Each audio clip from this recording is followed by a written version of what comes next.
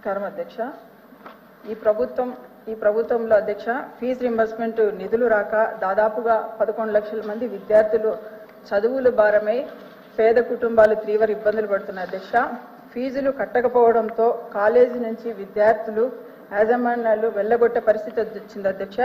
చదువులు మధ్యలో ఆగిపోయే పరిస్థితి ఉంది అధ్యక్ష. కాలేజీకి వెళ్ళవలసిన పిల్లలు పొలాలకు వెళ్ళి కూలి పనులు చేసుకునే పరిస్థితి వచ్చింది అధ్యక్ష.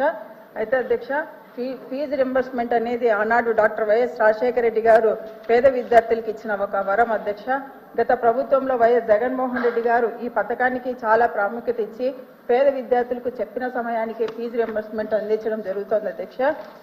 ఇక్కడ అఫీషియల్ గానే ప్రభుత్వం ఇచ్చిన ఆన్సర్ అధ్యక్ష 3,169 కోట్లు ఫీజు రియంబర్స్మెంట్ పెండింగ్ లో ఉందని చెప్పారు అధ్యక్ష.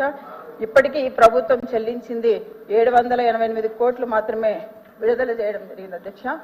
ఇక్కడ పేద విద్యార్థులకు చాలా అన్యాయం జరుగుతుందని నేను భావిస్తున్నాను అధ్యక్ష. గౌరవ మంత్రి గారికి నా నుంచి 2 క్వశ్చన్స్ అధ్యక్ష.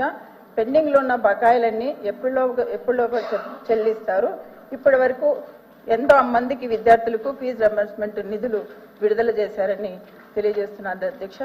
ధన్యవాదాలు అధ్యక్ష. మంత్రి గారు.